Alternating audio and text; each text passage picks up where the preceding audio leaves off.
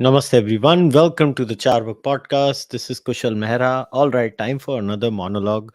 Um, Today, as always, like I said, sometimes when I don't have a guest booking is when I fill it with the monologue. But today, I still did a monologue. I could have booked a guest, but I did not because I wanted to speak about this for a while. And then again, I'm going to be traveling this weekend again. So I might not be in a position to do a podcast on Wednesday too. So I was like, let me come online today and make my points today, and I'll do another podcast tomorrow, और फिर पता नहीं ये हफ्ते podcast होगी कि नहीं होगी. And I really wanted to talk about this for a while.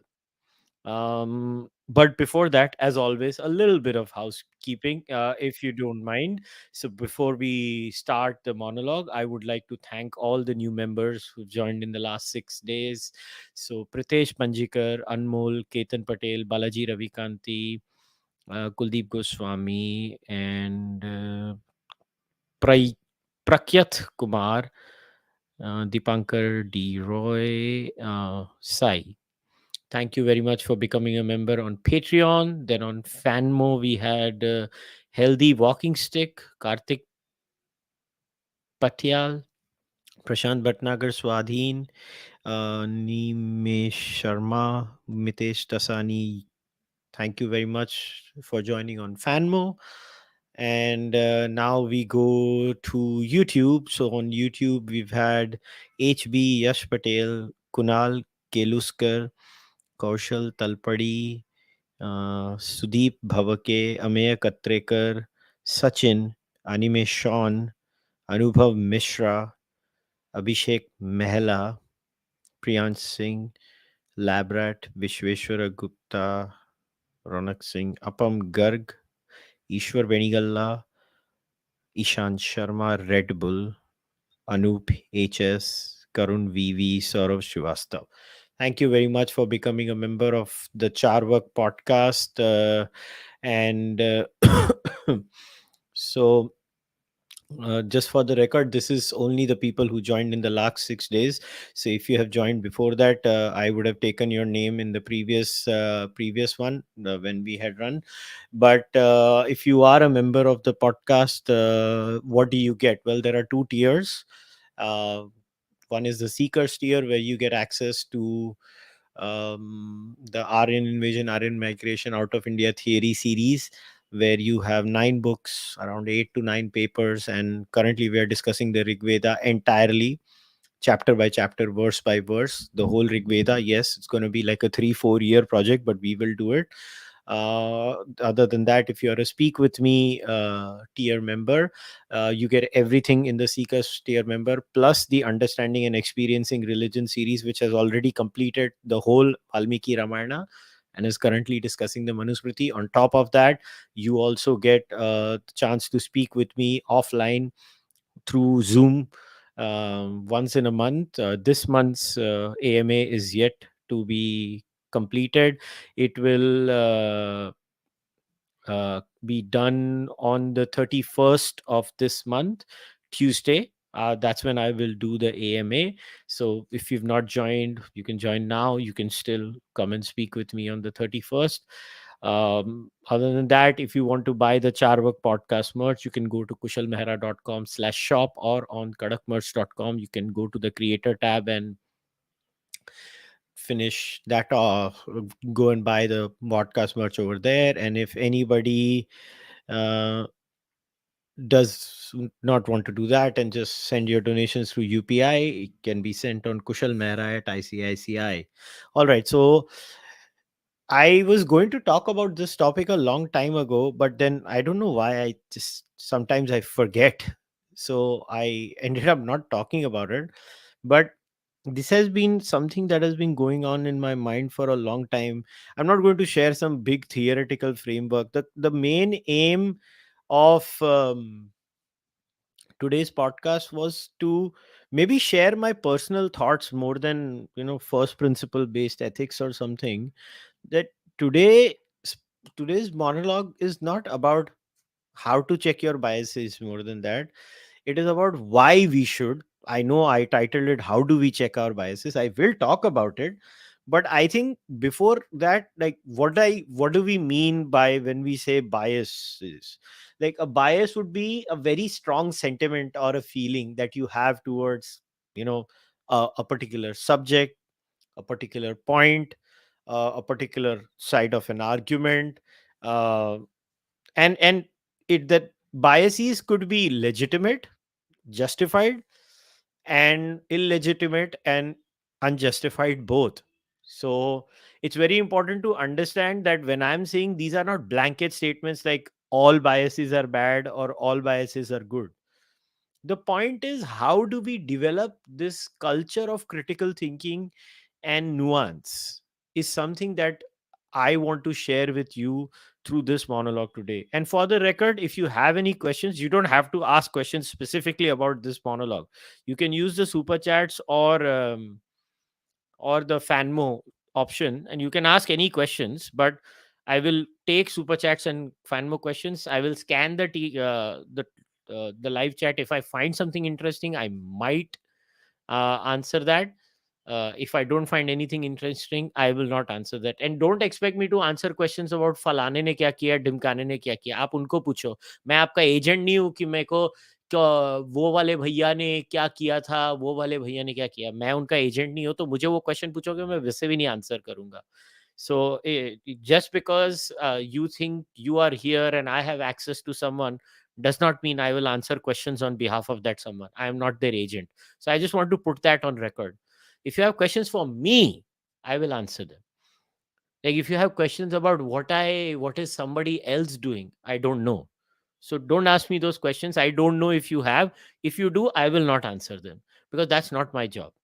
My job through my podcast is to answer questions about what I have to say, not about what others are doing in their life. So don't waste your time and my time on that. Now that I have explained what biases are, like I said, there are justified biases and unjustified biases. So, as far as what could be an unjustifiable, like, bias, an unjustified bias is where, let's say, the probabilities of you holding that opinion and that opinion being accurate or the most likely outcome. If you don't want to use the word truth, and if you're a postmodernist who thinks there is no such thing as truth, I am talking about the most likely outcome or the most probable outcome. Like, for example, currently on planet Earth, if you try to walk off the ledge of a terrace, you're going to fall down. So you're naturally going to have a biased point towards the existence of gravity and the existence of a fact that if I walk off the ledge, I'm going to fall on the ground. So if you have a bias against that, or if you have a point of view that says that no, that is just your opinion, that's an unjustified bias because you cannot justify it. So these are safe bets. Like, these are where we enter into the realms of facts and fictions. So you thinking you are going to walk off the ledge and not fall on the ground is fiction. You thinking you are going to walk off the ledge and fall down and hurt yourself is a fact. So if you are leaning towards the fact and not the fiction, it doesn't mean one bias and the other bias are the same. One is superior, one is inferior. So that's how I want to explain that you could have biases that are justified and not justified. So also, at the same time, we are going to be living in a world. Look, we all live a life where we have limited time, we have limited ability, we have limited resources. So in that scenario, what we tend to do is what I go like to call, like, relying on the safest possible answer, where you trust the authorities. Now, the authority changes from subject to subject. For example, let's say there is a discourse or a discussion on, religion. So naturally, the authority when it comes to religion would be different religious sampradayas. So you would naturally go and buy a book written by that sampradaya talking about that sampradaya. So, for example, if I want to understand Kashmir Shaivism, I would go and look at Kashmir Shaivite organizations that are producing the literature over there. Because I can't be expected to translate every text, and that is assuming that I will learn every language on planet Earth. I will learn every subject on planet Earth. And let us not pretend there are those people who will read 5 pages on Wikipedia, and they think they have figured something out, and they try to give stupid silly examples. Or there might be a person who will find that one paper he found, irrespective of how the paper is rated and how many Google Scholar citations are there, and will conveniently ignore the 20 papers that are speaking the complete opposite of that. That person is also irrelevant in this subject. There are some people who go paper fishing because they like to make their argument. At least they have one paper to showcase their argument. So those kinds of things also exist. So the point is that, why should we check our biases? The reason we should check our biases are multi-pronged. There are personal benefits. Now let us first focus on the personal benefits of checking our biases. I'll give you the journey of my life. My journey was like, I guess, most of you. I was actually a very late bloomer in terms of serious reading. I barely read anything till the age of 18, 19. मतलब school की किताबें पढ़ने को मैं गिर नहीं रहा हूँ, to be very clear. Outside school की किताब पढ़ना, I was not one of those kids. मैं मैक्सिमम कॉमिक बुक में मैंने चाचा चौधरी पढ़ी होगी बचपन में, और वो मेरे को लगता है मैंने टिंकल भी एक दो बार ही पढ़ी थी. मैंने सिर्फ चाचा चौधरी पढ़ी होगी और कुछ मैंने पढ़ा नहीं. सुपंडी एक बार पढ़ लिया होगा तो पढ़ लिया होगा. I was never into reading. मेरी reading used to be limited to, जाओ एग्जाम के लिए जो पढ़ाई करनी है करो, एग्जाम दे दो, बाद में बुक को साइड में रख दो, देखो भी नहीं. और अभी मुझे रियलाइज हुआ है मैंने क्यों हेडफोन पहने हुए हैं, ये तो मोनोलॉग है. How silly of me. Creature of habit इसको बोलते हैं, creature of habit. I forgot today is a monologue and I was just wearing my headphones. Why am I wearing my headphones? Anyways, चलो. So I started reading when I went to Canada, where I clearly remember that moment where there was this good person who gifted me or gave me a book which was uh, called "Why Do Otherwise Smart People Believe Weird Things" by Michael Shermer. And parallel to that was an incident where I was, you know, there were first time in my life on a journey I experienced someone trying to convert me, so that got me interested in religion.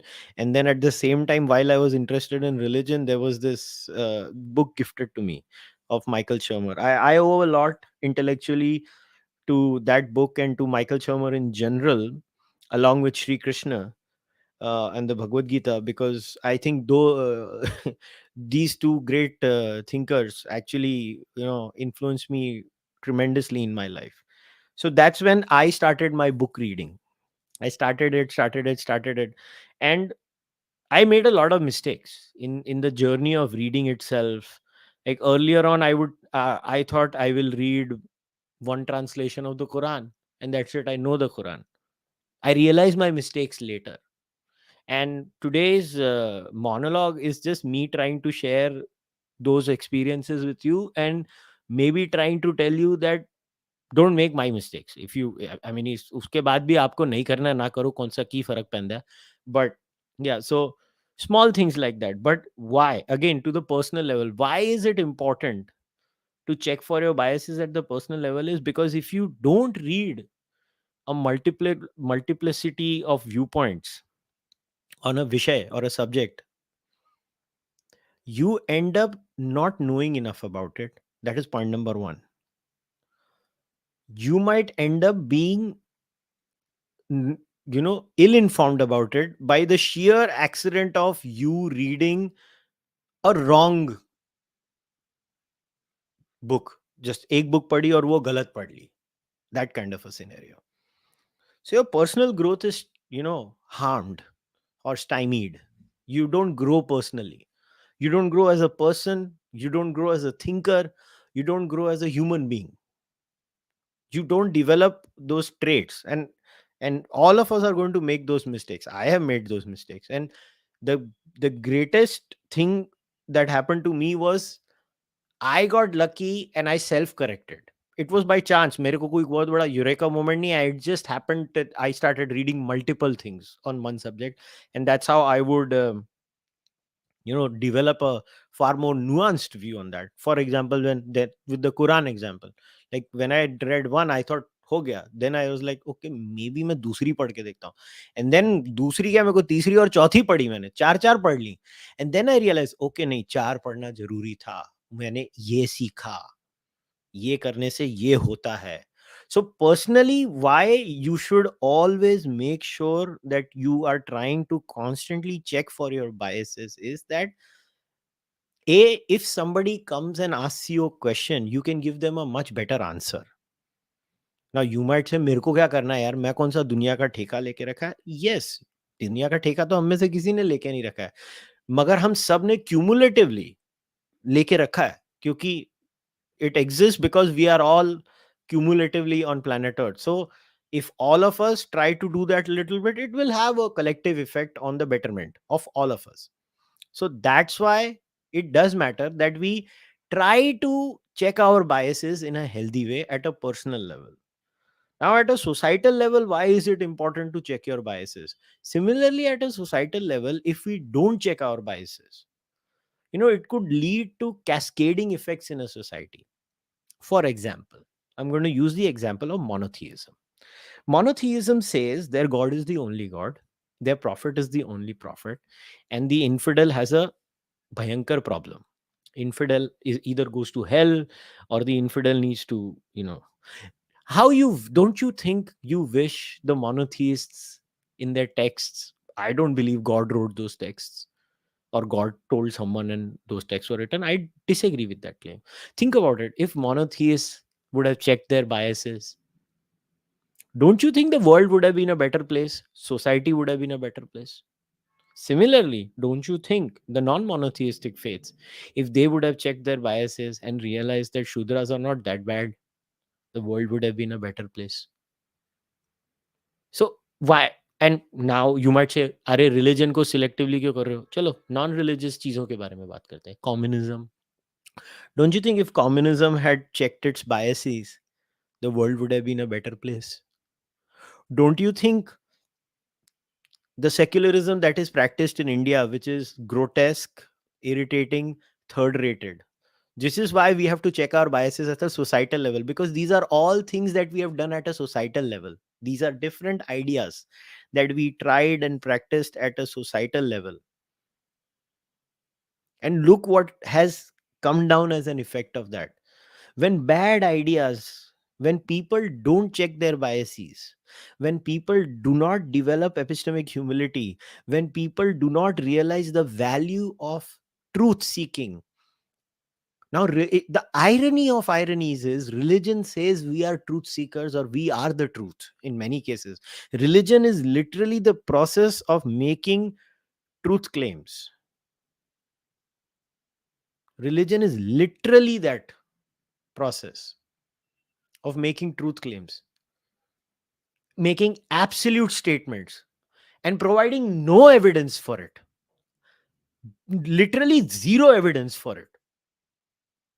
In fact, a lot of times what religion says are tautologies or stuff like that. Imagine if they would have done the process of checking their biases. How much better society would have been? How many people and lives would have saved? Just think about the value. So we were in the personal, now we are at the societal. So why is checking your biases at a societal level important? Is because you can avoid pogroms. Imagine if Hitler would have checked his biases on the Jews. How many Jewish lives would have saved? Imagine if Aurangzeb would have checked his biases on the infidels. How many Hindu lives would have been saved? Just imagine how many lives could have been saved if these people had a modicum of rational thought. If they would have thought rationally. That's why it is very important to check your biases.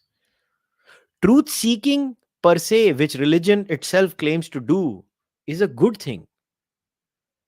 But what matters is, now we come into the crux of the issue, which was the topic of today's podcast or monologue, which is how do we check our biases, which is essentially how do we do what is a robust way of truth seeking, whether societally or personally. Because, and believe me, there is no societal truth seeking until there is a personal truth seeking attitude, which is why you have to inculcate these habits first at an individual level.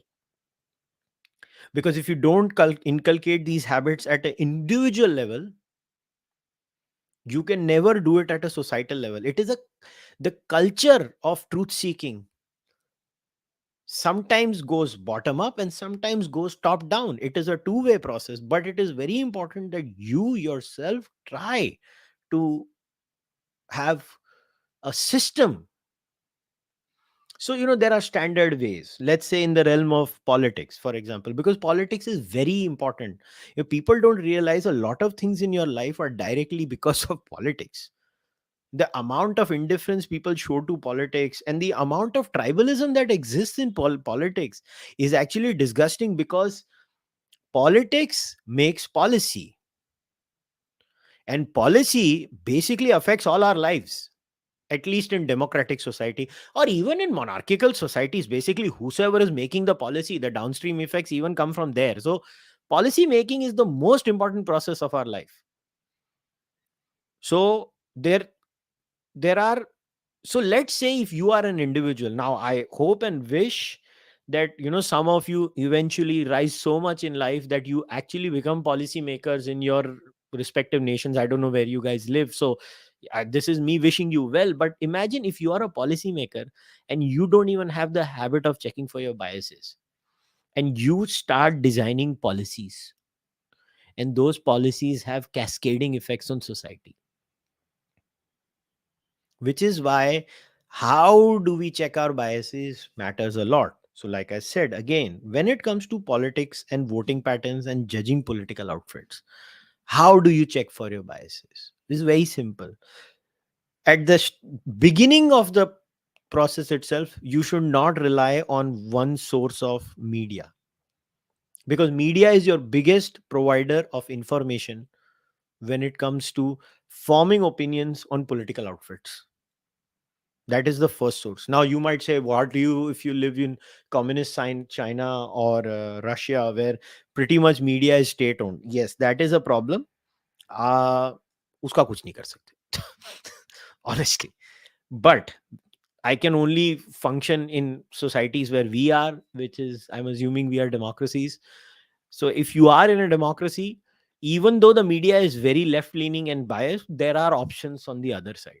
So the first step itself you should do is, as a point, as a system, as a mantra that you get up in the morning and chant daily, you should read at least multiple opinions on one policy or one news. So if you are, let's say, following the news item of any incident, make it a point that you read the same news and its narration at least from 3 4 places. Point number 2, if it involves a crime where the police is going to do some investigation, the police is going to make a report, or the government is going to share a report or something, do check that report. Because many times what the media might show, let's say, what the title says and what the paragraphs below say sometimes differ a lot. So make sure not only that you read multiple outfits, you read the whole article to begin with. Because ये तो studies भी हो चुकी हैं कि people don't read beyond a paragraph and a half. So they did these experiments in multiple universities where they wrote a clickbait title and then they wrote 1.5 paragraphs of something sensible, and then they wrote literal gibberish and people shared those articles. That shows you are not reading the whole article. Don't do that. If you click an article and you are interested in sharing it, the least you can do is read the whole thing. so that you gain that information completely. Secondly, if it involves some police or court or something, try to find out more about them. So let's say it involves some court documents. I understand 1000 page की court report तो आप पढ़ोगे नहीं, court judgement, मगर बार and bench में जा सकते हो, लाइव लॉ पे जा सकते हो, जो भी है, आपको जिधर जाना है, try to read a little bit of that too. Or in the case of some investigation that is happening, try to go and read what have the cops said. Has an FIR been filed? Something like that. Do those things. Also, this is something I'm going to say which you may not agree with. Also, listen to the government side of the process. Listen to what the government is also saying, because this the anarcho libertarian idea of the government only lies and does nothing else is a very dangerous idea. Extremely dangerous idea. The government might hide many things, but the government is not hiding everything. So you have to have that balance. So this is in the realm of news and politics. Now, in the realm of science, how do we check our biases? Is very simple. You have to, first of all, don't try to read everything under the sun. I have actually literally come across in my process of doing these monologues, there are people who seem to have an opinion on every subject under the sun. I don't know how they do it. Let me tell you, I read more than an average human being.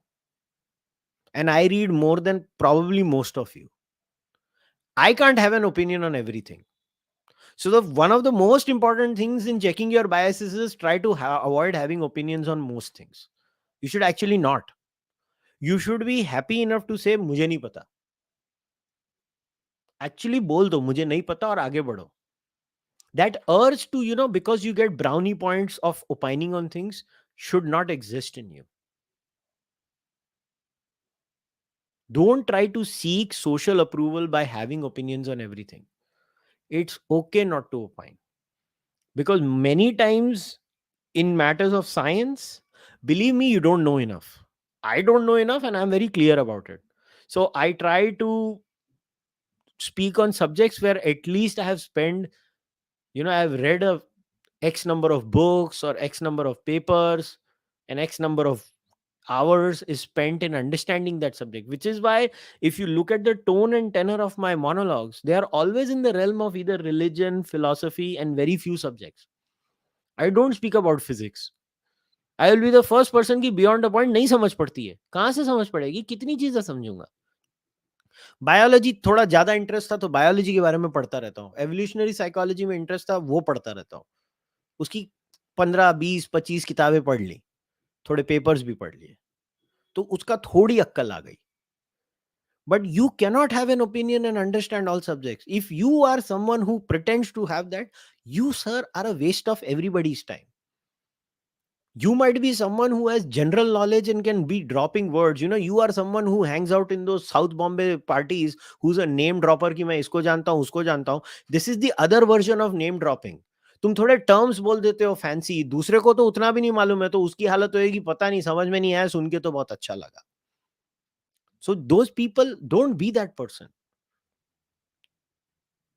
Another very important process of being someone who is checking your biases, especially in the realm of science, is the inculcation of the habit of listening.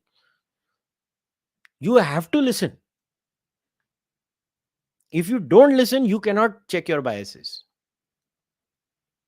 So it's very important to develop these toolkits. Try to know what confirmation bias is. Try to know what hindsight bias is. Try to know what Dunning-Kruger effect is.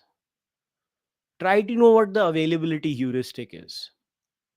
There are many such cognitive tools. I have shared them in the past, so I'm not going to repeat them now. I actually have shared them in a monologues in the past also, so I'm not going to repeat. And now the last 5 minutes I'm going to spend maybe talking about a few books, because I just saw the time, it's already 30 minutes, so I only have 5 minutes left. Now, there were a few books which I would like all of you to read if you want to develop this habit of checking your biases and critical thinking. These books definitely helped me a lot. Book number 1, Bhagavad Gita.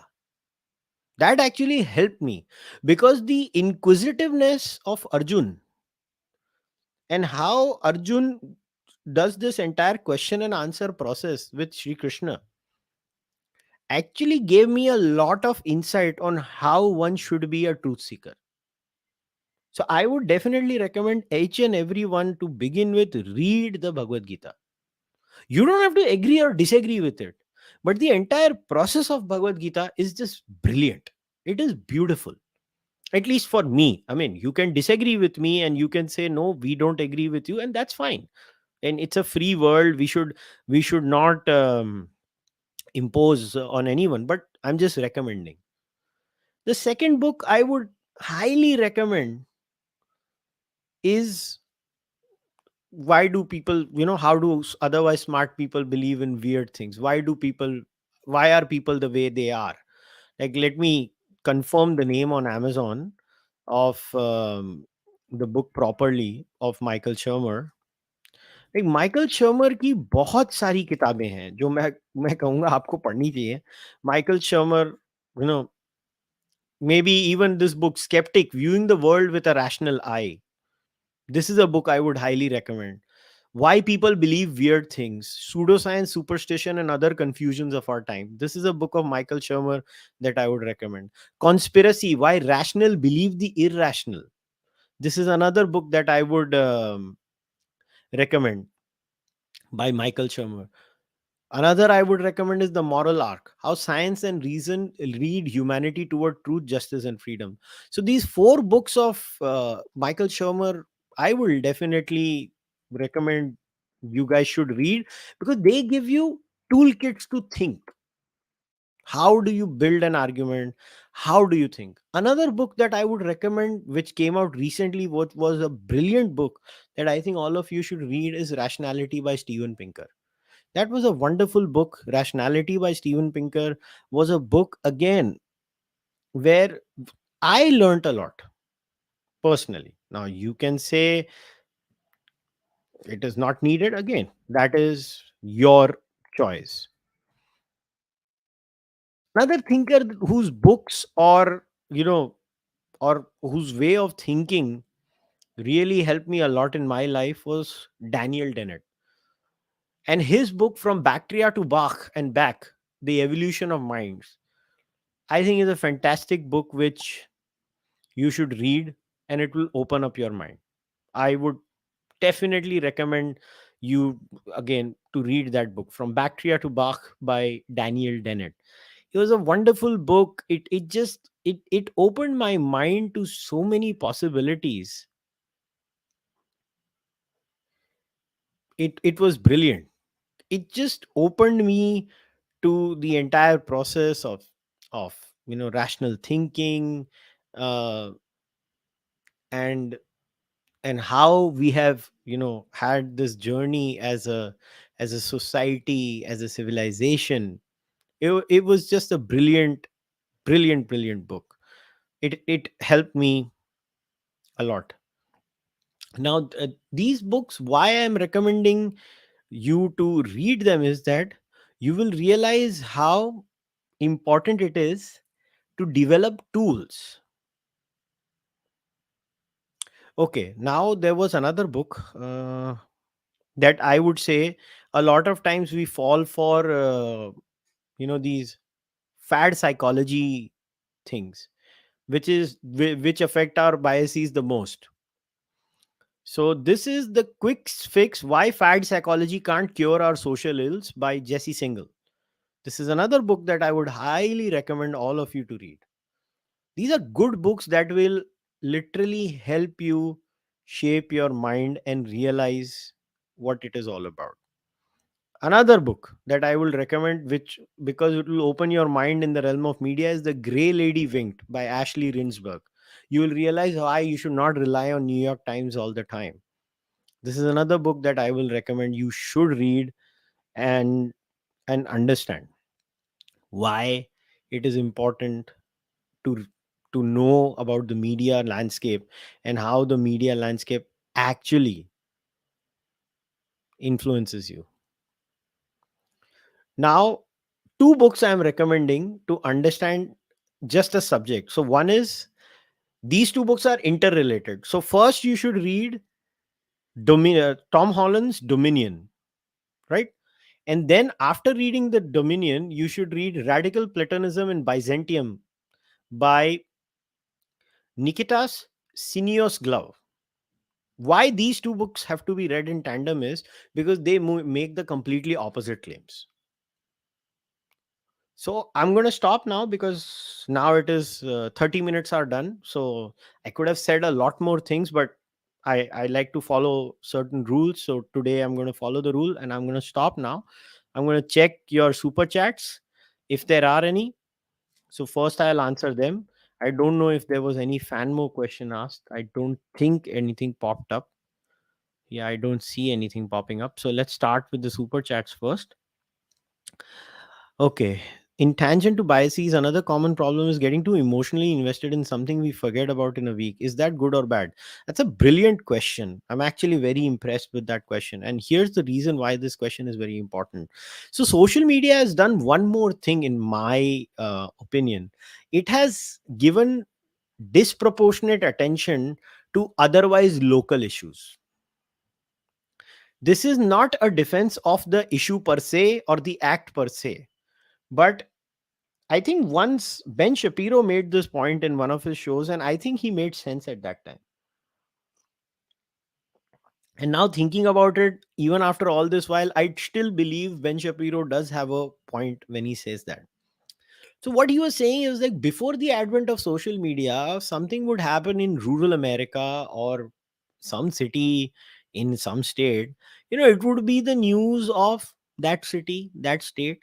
At best, the local news channel would cover it. The people in that area would be involved with the politicians. That thing would get solved at the state level or the city level or the municipal level, however you want to do it. And we would have a result, and everybody after the resolution would live a happy life. What is happening now is caveat here that not every incident reported like this today does not deserve national attention, but a lot of incidents that are reported today do not deserve national attention. Like, I'll give you an example. We recently had Susu Man, urinator, hashtag Pgate. Was that issue horrendous? Yes. Should that person be punished if found guilty? Yes. Should that news be national? No. It was an incident. It happened. It should be nipped in the bud. We don't need so much national attention to an issue like that. So, to answer your question, the biggest problem is that we are, by default, we have negativity biases. We are always attracted to negativity because of evolutionary reasons, which I don't need to talk about here right now, because I've explained that multiple times on the monologue and in podcasts, in general conversations. They are hacking our negativity bias, and then what happens is, local issues that we should not be emotionally invested in, to be very honest, become national discussions.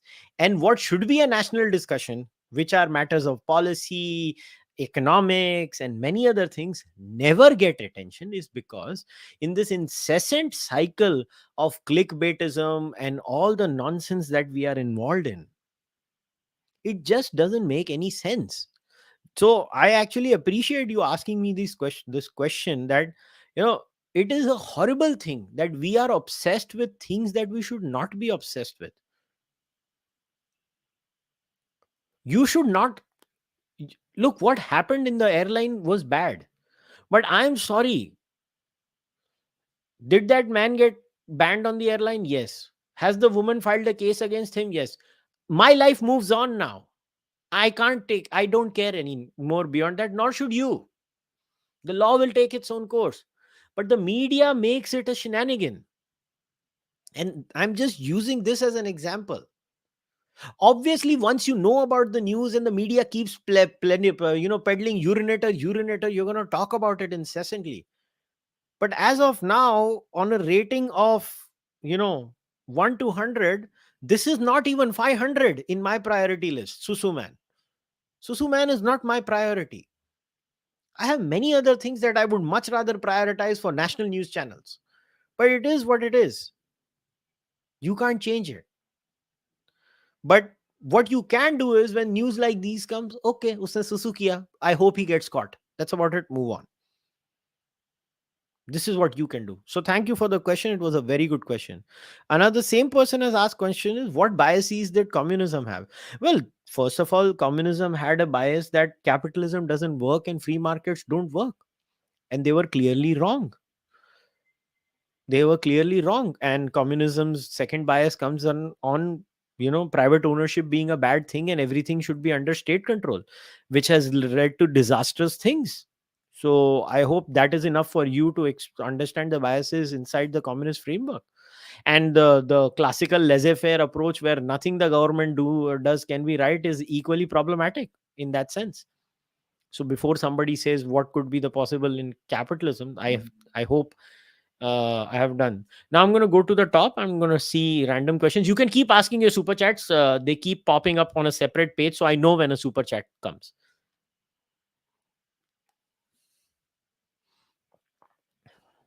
When will you and Abhijit finish the worst No, we're not going to do one more.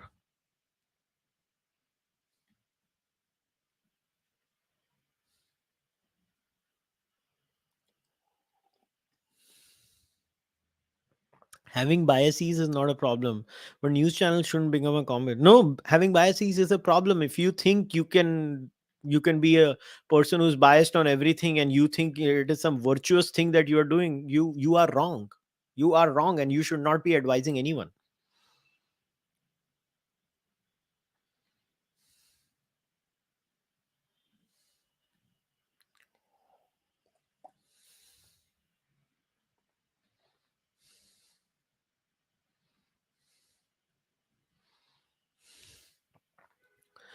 Do you think about bias against Muslim community due to love jihad cases? Is it a good bias or a bad bias, especially in the context of interfaith relationship?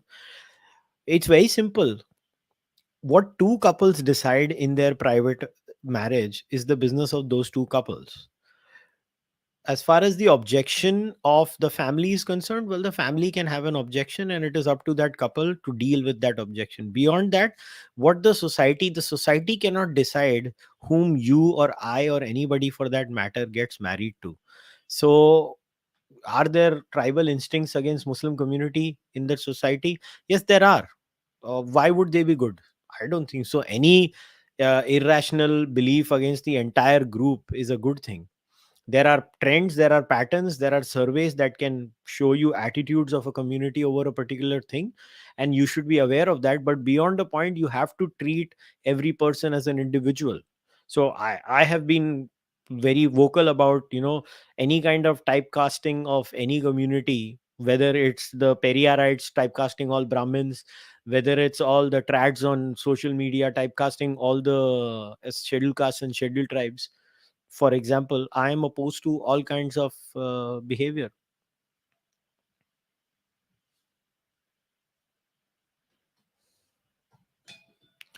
Most Western papers are anti-Hindutva. Does that make us biased? Just a random.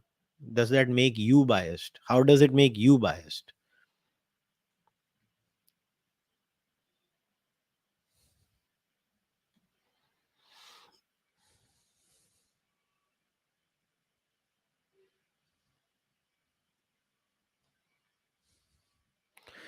Okay.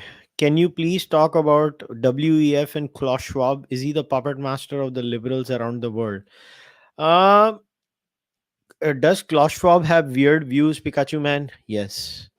Is he that powerful that he can control everything that I do in my life? I don't know. But if you want me to talk about it, I will have to look at the guest. I will have to look at the WEF charter. So I will have to study. I mean, I have never found that very fascinating as a subject. So I'll have to think about it.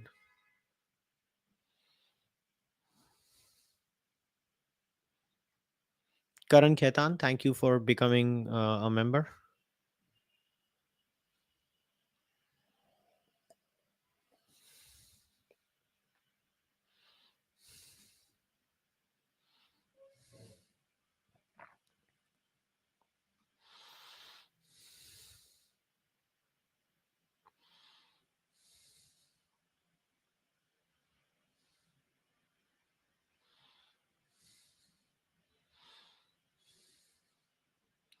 Indian politics is only reserved for gundas and their nepotistic kids. You clearly don't know enough about Indian politics then.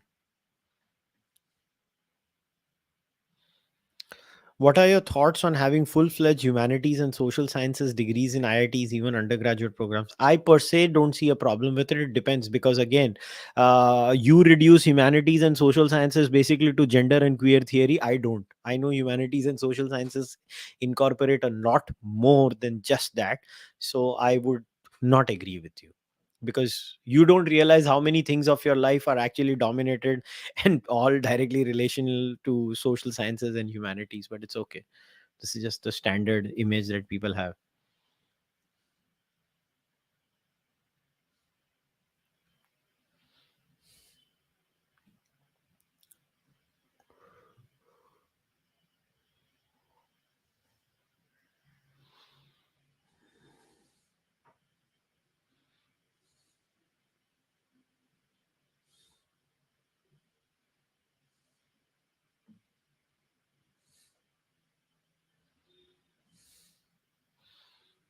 Mm,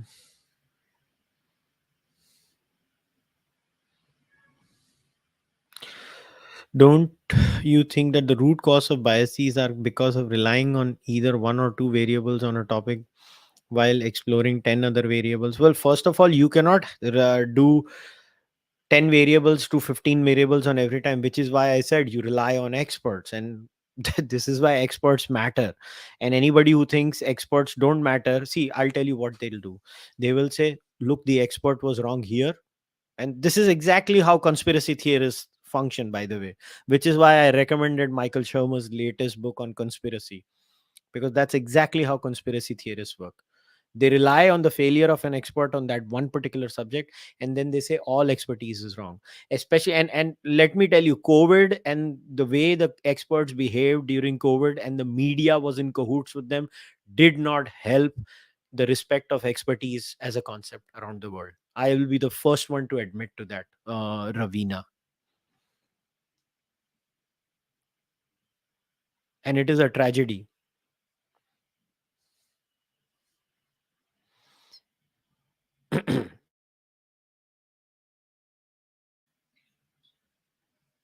Mm,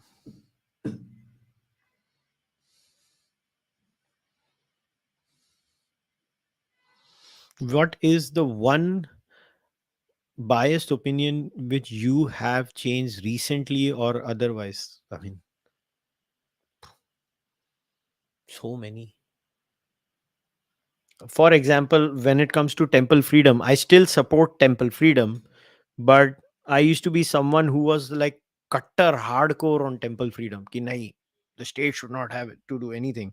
But then when I read more government documents and I heard more arguments, I realized that temple freedom should mean not only freedom from the government, it should mean freedom to remain within the government, especially for small temples, or, in case temples in certain areas where the scheduled caste, scheduled tribes maybe don't want it to be free. So there has to be, maybe what works for the bigger temple may not work for the smaller temple, or maybe what works for the bigger temple in one area may not work for the bigger temple in another area, and equally for the smaller temple.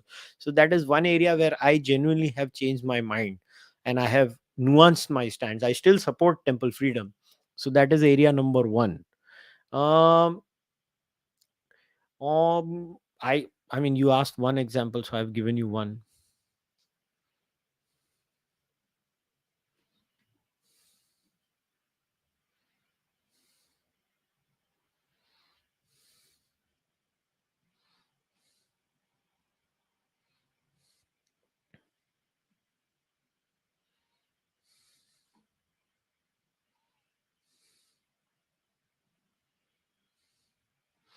Can someone be biased towards India developing into a first world country? Yes, definitely. You can have a positivity bias also. Yes, I agree.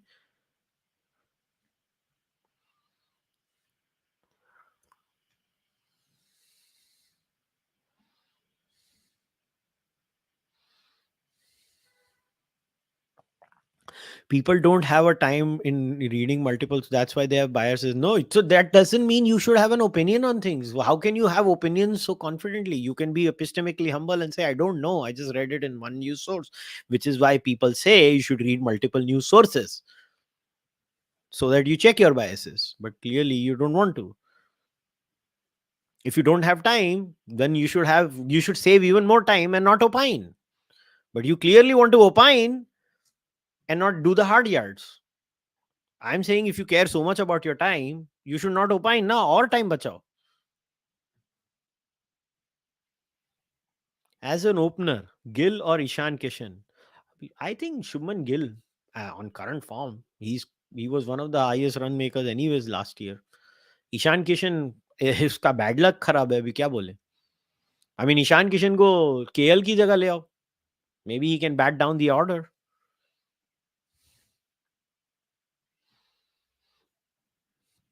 Why do most money hungry capitalists support the woke movement? Is it fear of activists? I mean, I don't know if all money hungry capitalists support it. For them, it is like firoti ka paisa. Um, I think this is just their way of giving hush money.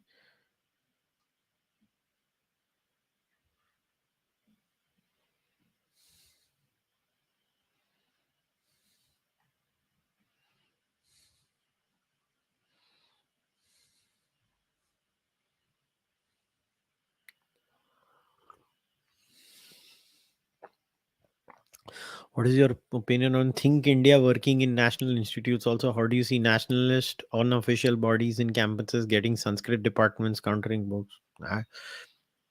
As long as they follow certain guidelines which are applicable to all departments, who cares, let them come. Just like Sham Sharma show, could you please set up a placeholder to let people know which podcast is coming up next week? Nah, I don't want to do that. You can keep the notifications on. Once the stream is announced, the notification is up.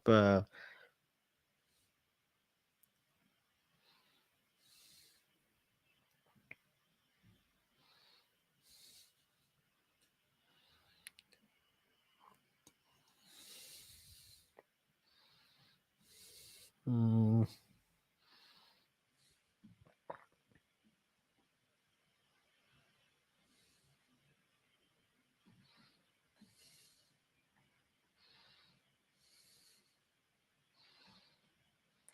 why does big tech have a left wing bias? Well, it's very simple, right? People who were in big tech, um, uh, they were all of a particular political leaning, and it just happened to be so in a weird way.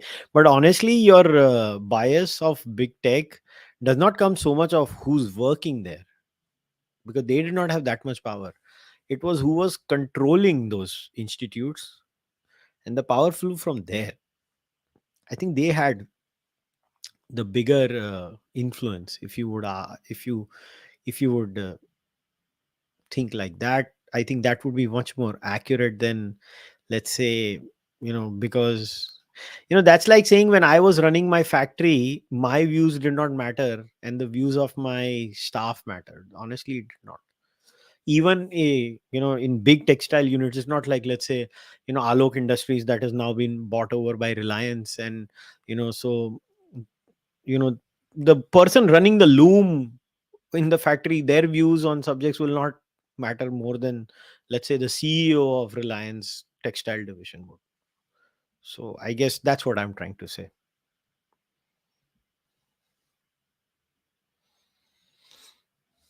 Why do the most of the elites of the world left? No, most of the elites of the world don't lean left. The elites change and the control changes. So right now, the elite set of elites controlling the world tend to lean left. It was a few years before. In the West, the right was controlling. That's why you had such racist laws in the West before that. You are having a recency bias right now.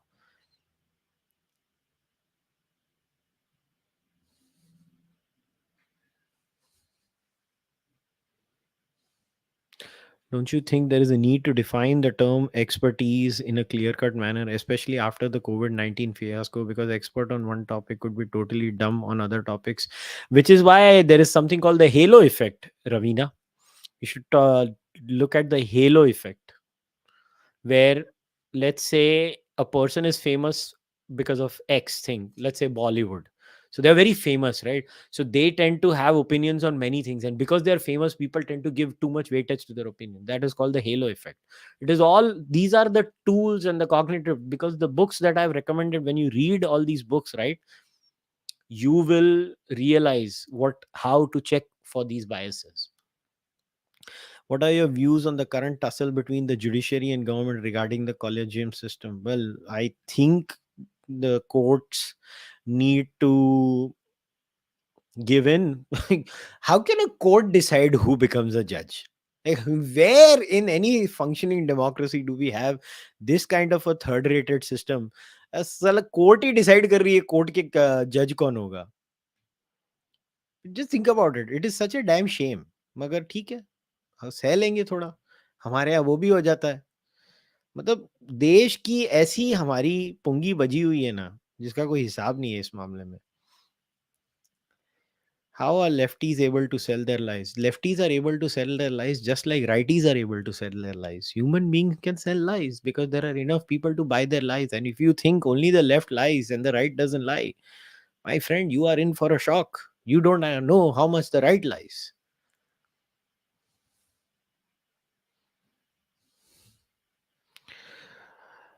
The Delhi and Punjab government does not pay salaries to the employees on time. Why is not being talked about? And do all state governments do the same? Especially the BJP. Government में पगार वैसे ही late होती है भैया. Government में पगार late करने वाला भी गवर्नमेंट वाला ही है ना. हम थोड़ी ना लेट कर रहे हैं उनकी पगार. Don't see any question. You should type the question inside the super chat box. Then only I can answer a question. Are the courts interfering too much in the working of the executive? Well, it's always been this way. And let me tell you, the executive is equally to blame, because many times they have outsourced many things to the executive, to the courts.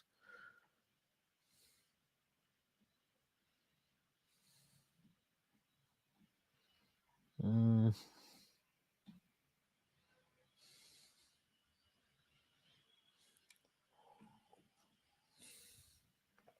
always remember, we are all selectively rational. All of us, you and I, everyone. Uh, so you should always try to make sure that you check your biases, because if you think, and I noticed this, where, especially with apna atheists. Atheists come from a default position of superiority. I experienced this in a lot of years spending in the atheistic community. I'm not saying religious people are not wrong. They are wrong about many things. But atheists develop this false sense of superiority. And that's where I realized where their biases were. And that's why they hate me now, because I call their shit out too. Kushal is biased against T20. I won't say I'm biased against T20. I don't like the format. I don't say that format should not exist. I if I would say that format should not exist, I actually support that format. I want that format to grow. I support IPL. I don't watch IPL. I don't enjoy it. And not enjoying something is not being biased against it. Not enjoying something is just not enjoying something. It's like, I don't like some food. It doesn't mean I'm biased to that food. I just did not develop a taste for it. That's a stupid analysis, but it's okay. Stupid analysis are allowed.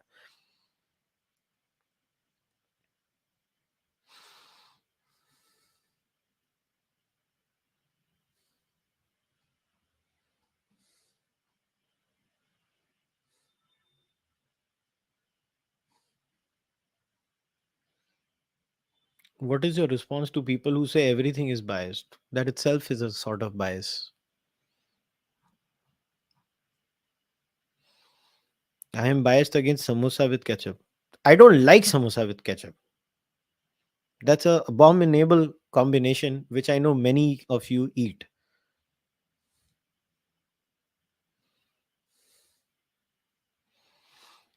Do most atheists tilt towards the left? How? No, most atheists believe in capitalism. There is a huge chunk of atheists that believe in left leaning policies like socialism, but they are not the majority. We'll find by and large atheists are capitalists.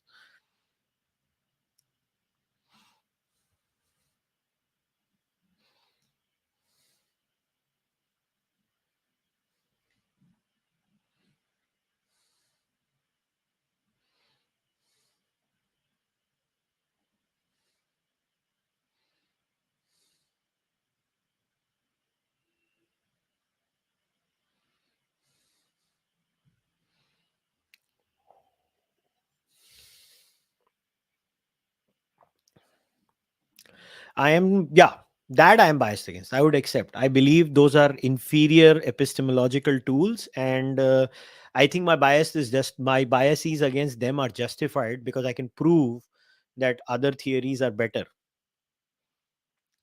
in overall results. But yes, I would be biased against them, but my bias is not based on no research. My bias is based on robust arguments. It is not just मुझे अच्छा नहीं लगा तो मैंने मना कर दिया. That's not how I do it. I give arguments against them. So yes, you can say that. I've met many Khalistanis in Canada. What is the difference between them? I mean, ये आपको पता नहीं है खालिस्तानी और normal Sikh में क्या difference होता है? Do you think India can be a functioning welfare state like Sweden? No, honestly not. I don't think so.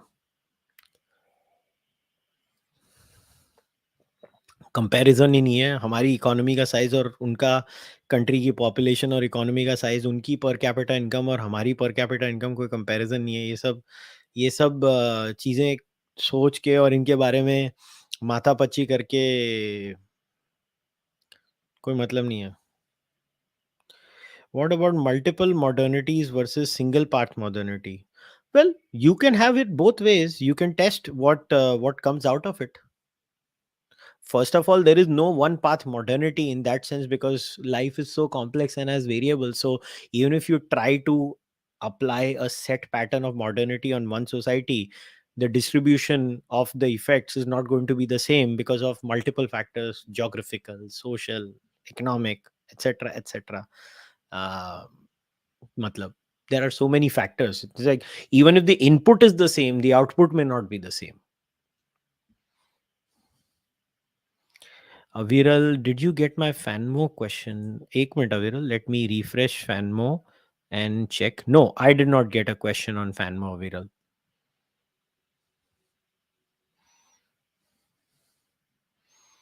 UK आने का इरादा है in the future? Not that I know of. एक तो वीज़ा लेना और वो सब बहुत बड़ा प्रोसेस है.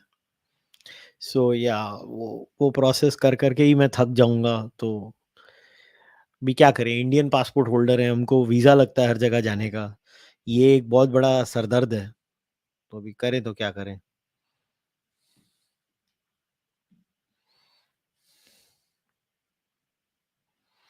Gyan, Cyril Gahn versus Jones. Who do you think got this? Ah, it's very tough. And I'll explain why. We have not seen John Jones at heavyweight. We have only seen John Jones on at light heavyweight. On the other hand, we have seen Cyril Gahn at heavyweight, and he's an excellent fighter. But here's the thing: Francis Ngannou beat Cyril Gahn by wrestling him. We know John Jones is a very good wrestler. So if that is Cyril Gahn's Achilles heel, then I think John Jones has a very good chance of defeating Cyril Gahn.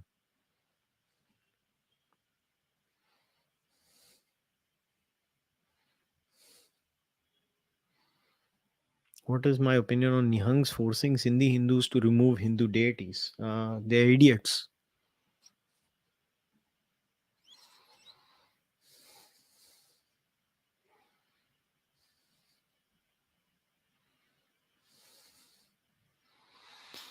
What are my thoughts on Soumya De's work on the theory with Indian perspective? He recently published an essay, Intellectual Heritage of Marxism. I've not read it, so I can't comment. Do you think if someone's declaring themselves as atheist or anti-theist is biased because they're forming their ideal base? No, not necessarily. Just because somebody is an atheist doesn't mean they're biased. It depends on what exactly. Look, you have to define this. This is like sweeping generalizations of someone. I don't know how you do it. I mean, I can't. You have to study the thing and then form an opinion. Since I am a lapsed libertarian, in to be very honest, in the sense that uh I believe libertarianism in its pure form just doesn't work. Expecting a state less system is just stupid, I believe. And या libertarian party घंटा exist करेगी India में एक normal right of centre party तो आ जाए libertarian party की बातें हो रही हैं इधर. Huh. Dana White slapping his wife. Sham and I will discuss it on the MMA podcast. You'll know our views. Why are Khalistanis suddenly becoming so active and so strong? What is your, because it has popped up on your social media? You think Khalistanis are very active and so strong? I mean, how do you base this statement on?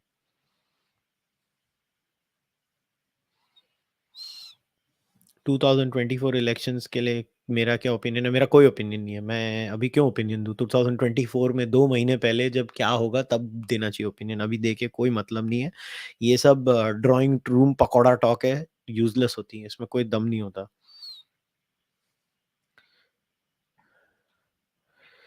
What are my thoughts on an anti-Hindu rhetoric during Pride parades in view of Bhagwat Ji's latest interview and this goat stance on LGBTQI?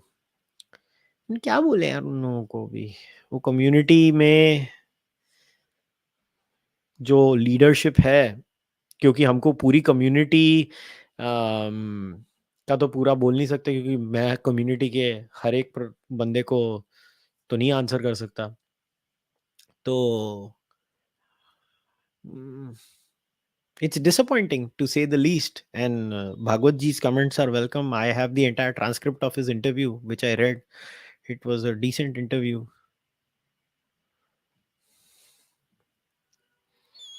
How can we eradicate manual scavenging as a country? I am not an expert in this. You should ask an expert. I genuinely do not know. And look, unlike many people, and some of them exist in these live streams too, who think they will find something on a Google search and give you an answer, I will not, because I don't know enough about it. And I've not read enough policy documents about it to give you even an honest answer. So I'm going to stick out my neck and say, I don't know. Okay, there is a question on Fanmo. Is it possible to check biases in our first principles? Have you look, first principles itself are supposed to check biases. I think you have it flipped. उल्टा कर दिया है आपने. You need first principles to check your biases.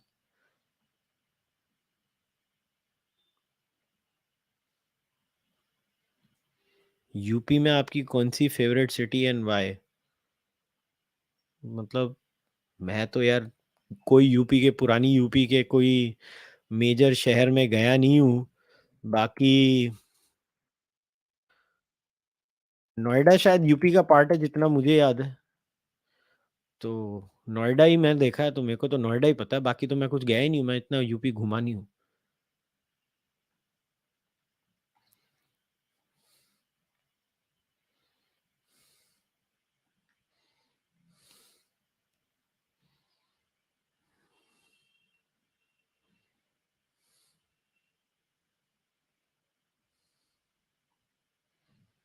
Hmm.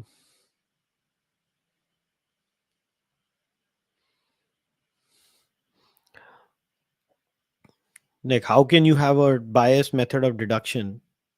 That's just typical postmodern rubbish. Again, you can, it's very simple. You can use a postmodern method of deduction, and you can use the standard first principles based method of deduction, and you can check the results time and again, time and again, time and again.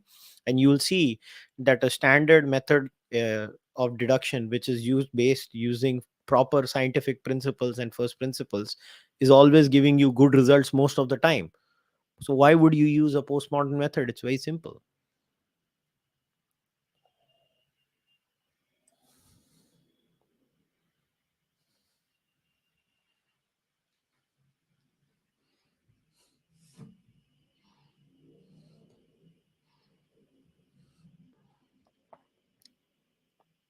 I don't see any other questions, so I guess I can wrap it up. I've pretty much, I think, covered almost everything, I'm assuming.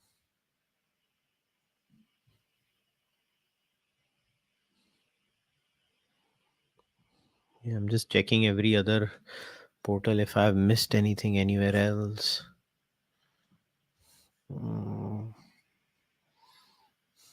no, I don't see. I'm not. Uh, nope. It seems I've covered pretty much everything. Yep.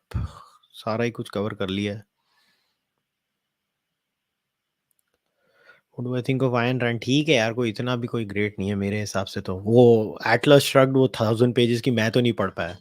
एक तो वो fiction है, fiction मेरे से पढ़ी नहीं जाती. और 1000 पेज की फिक्शन, 1000 पेज की फिक्शन तो मेरे से नहीं पढ़ी जाती. मैं नहीं पढ़ सकता.